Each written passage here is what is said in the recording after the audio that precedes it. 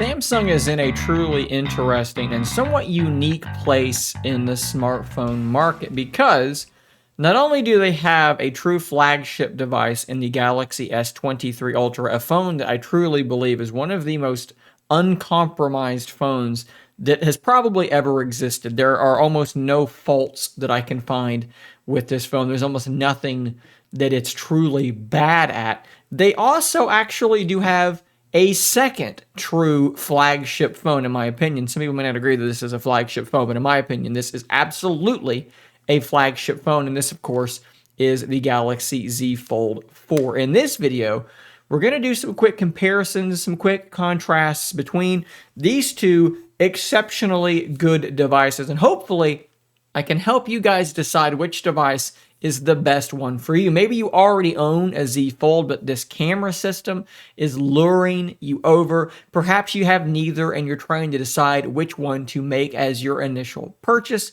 Again, hopefully this video will help with that. So with all that said, let's jump in and compare these two lovely devices. So from the outside, these devices I think they look relatively similar, right? In terms of their height profile, they're going to be fairly close, but obviously there's one really big difference from this perspective, and it is the width of the screen. The S23 Ultra is a much wider screen, and that is because, of course, this is a foldable device, and they've chose to make their aspect ratio what they've chose to make it. So these two devices do differ quite a bit in regard to their width. So this is a 6.8-inch 1440p screen, whereas this screen is 6.2 inches, and the resolution is really weird. It's 904 by 2316, so it's very, very narrow and very, very tall. I will say that both screens do look very, very good. They are both 120 hertz displays, so they both do look very nice and smooth, although this screen is going to be quite a bit brighter. In fact, this is one of the brighter, most vibrant screens I've used on any device. Now, in terms of just using these two, I actually do think that the Z Fold does have some distinct advantages. So I'm going to use my little sleek strip back here, and you'll see what I mean. I can actually reach, if I use the sleek strip to kind of adjust a little bit, I can still reach the top of the screen. I do think that this accessory is pretty much a necessity for this device for me, but reaching across the screen, I have, fairly small hands. I can reach across it just fine. Whereas with the S23, which I don't have my case on, it does make it a lot harder to reach over, and to reach the top, yeah, I'm gonna have to totally switch my grip. This is such a large screen that for me, it almost borders on being a two-hand device, which at that point, if I'm gonna have a two-hand device, I might as well have something that is a full tablet display, which is something that you, of course, do have here on the Z Fold 4, which this tablet display is quite a bit bigger. It is 7.6 inches, but it is, more of a square aspect ratio, also 120 hertz, nice and smooth. One thing you do have to factor in, though, here is that the Z Fold does top out at 1200 nits of peak brightness, which isn't terrible, but next to the 1750 you have here, it absolutely cannot stand up to that. Now, as I've said before on this channel, the Z Fold 4 does kind of suffer from an interesting problem where both screens are shaped in such a way that they're not totally optimal for me, and they're not totally optimal for media consumption either. In this regard, the S23 Ultra might do a slightly better job. This device, I think, is at its best when it is multitasking. So let's go back to the cover display real quick, and I will kind of demonstrate what I mean here. So let's open up YouTube, and we'll open up one of my videos on both of them. And in this orientation, I think what you're going to notice is that this screen up here, okay, let's go to a spot where you can see no black bars, full screen.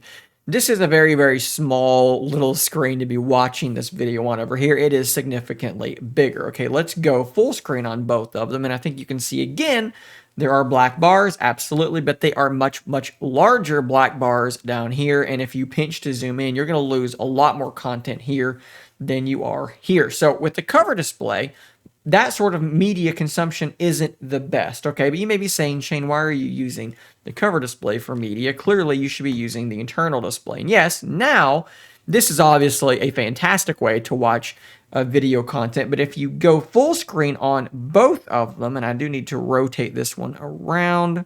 That was strange. YouTube did not want to auto-rotate for some reason.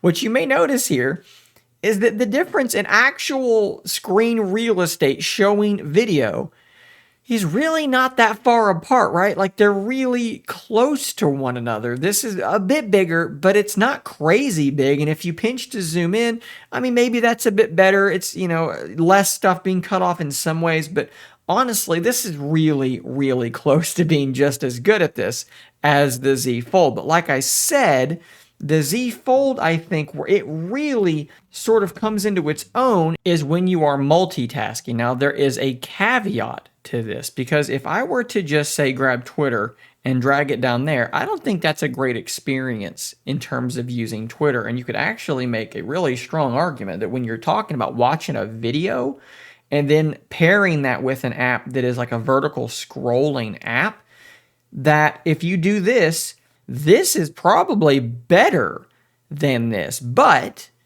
if you are to switch things around this way and then rotate it, things are actually pretty close again. So the video is about the same size on both. Now you have access to the comments as well, and you have like a full screen thing there for Twitter. And bear in mind, if we get rid of YouTube and let's kind of put it in the middle, and let's switch YouTube out for something like the Play Store, another app that maybe you're going to scroll in. Okay, now you have two squares, which I don't really think is all that good. And when you compare that to over here, okay, so you have two pretty much full apps. It's very reminiscent in this posture to something like Microsoft's Surface Duo. So to me, this screen, the shape of this screen needs to be rotated, and multitasking is what it's meant to be doing, and it's really, really good at it. Two really nice apps, whereas over here, yes, you can multitask, but if it's two scrolling vertical apps like this, two squares, I just don't think is all that good. Now, if you want to have a video up here, absolutely, that's going to work pretty well. But there's definitely a couple of really big differences in how these two devices operate based on the size and shape of these screens that are definitely worth noting, and you're going to have to make the decision for yourself as to which one behaves and does the things best that you care about the most. Let's now talk about the speakers. So these do both offer stereo speakers, and they are both quite strong stereo speakers. So what we're going to do is we're going to jump into YouTube Music. We're going to push the volume all the way up. I'm going to turn off the noise filtering from my microphone that will make this stuff sound much, much worse. And we're going to do a very quick comparison.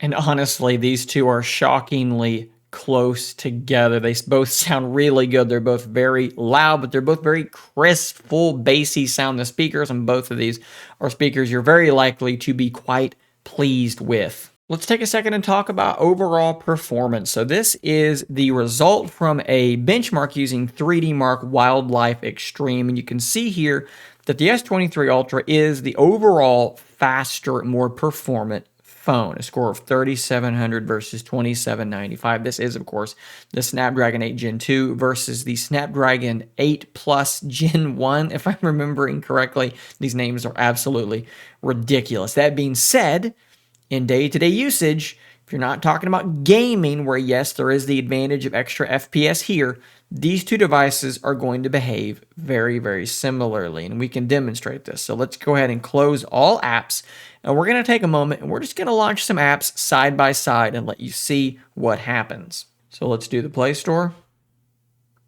Can you see a difference? Were they both instant? I think they were both instant. Let's go to my Radar app, because this is one that actually makes both of these devices, really any device, kind of struggle to load in. Radar Omega. Different areas, but still, they both load it in very, very similarly. Let's do Twitter. Absolutely instantaneous. Let's do YouTube. Very, very similar. Let's do my Wise app, which is another one that usually takes a second. Big jump there, big lead for the S23 Ultra. Let's try again after they both launch, though. Of course, they're going to be instantaneous at that point. YouTube Music. That time, the Fold won by a pretty good margin, actually. How about Reddit? Really, really similar in terms of like when all the content was actually done loading, they were almost identical, even though the S23 did kind of have a bit of a head start. How about Feedly?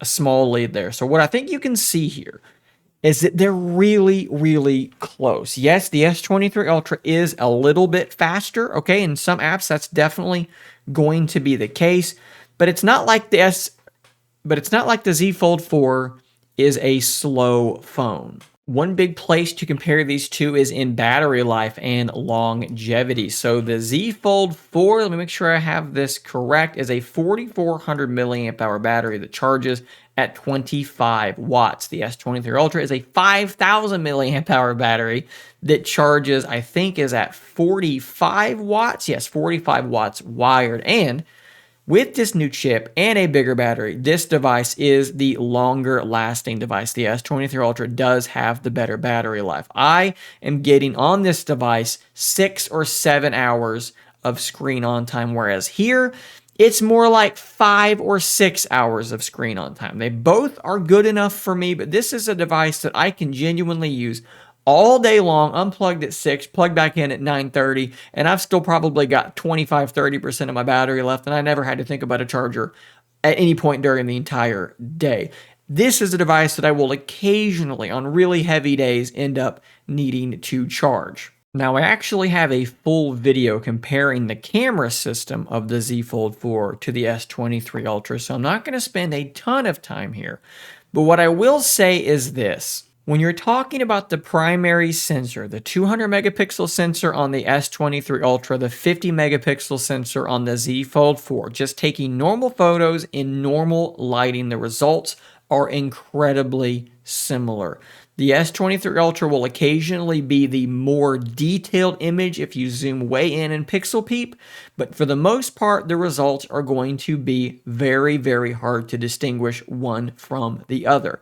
In terms of portrait mode, they're going to look very, very similar. In terms of the 3x optical zoom, again, very similar. In terms of the wide angle, again, they're going to look very similar. It is only in extreme scenarios like very low light or extreme zoom levels. Anything over 3x optical, I guess once you hit 10x is really the moment where it changes. So from 3x up to 9.9x, they're going to be really quite close. 10x and up, the S23 Ultra does take a very large lead. And even in terms of video, yes, the 23 is more stable, but the overall quality of the video is not that different until you begin filming at something like 8K on the S23, and then there is Elite. The cameras are much closer than you might think, with the differences only appearing at the most extreme edges of use. Overall, I think that the S23 Ultra is, of course, a phenomenal phone. And if you're looking for a standard slab-style phone, it's going to be really hard to find anything better than this right now. Even the Pixel 7 Pro, that I think is a phenomenal phone, in some ways, this thing is going to be right there with it and even better in some places. However, some people, like myself, have just kind of moved on from those phones and are really into foldables or dual screen phones, and that's where this thing comes in. And honestly, that's kind of going to be the point of this video. If you want to know which one of these you should buy, what you need to do is you need to go use both of them. Go to a Best Buy, go to a local place where you can get your hands on both. If you've not used one of these, you need to try it for a little while before you're going to truly understand if you need it or not. Not everybody needs a folding tablet. Not everybody is going to be multitasking like you do here. If you are a one app at a time person, or you're okay with just switching between apps, the S23 Ultra might be the way to go. It's a phenomenal phone, but for some people, this device just makes more sense, and I want you guys to know that in most ways, even though this device does have some advantages in performance and battery life and the camera, those advantages aren't necessarily deal breakers for me. And if I had to choose between the two, I'm going with the Fold 4 because of the flexibility, because of the multitasking, and because the camera, it's close enough for me, right? I do miss the macro shots on this thing. The macro shots are really, really cool to have on here. I do wish I had them on this, but whatever. The advantages here don't overcome the advantages, the things I personally really enjoy on this device. But hopefully all of this data, all this information I've provided you with has been enough to help you make that decision for yourself. I will have affiliate links to both in the description down below, just in case you want to support the channel and use one of those affiliate links. Another great way to support the channel is to check out my channel partner, Mint Mobile, to save money on your cell phone bill. I've been using this service for well over a year, almost 2 years now, and I've saved so much money, and the service has been always just as good as on T-Mobile or anybody else. So guys, thanks for watching. Hit that subscribe button before you go. I'll see you on the next one. And until next time, stay nerdy, my friends.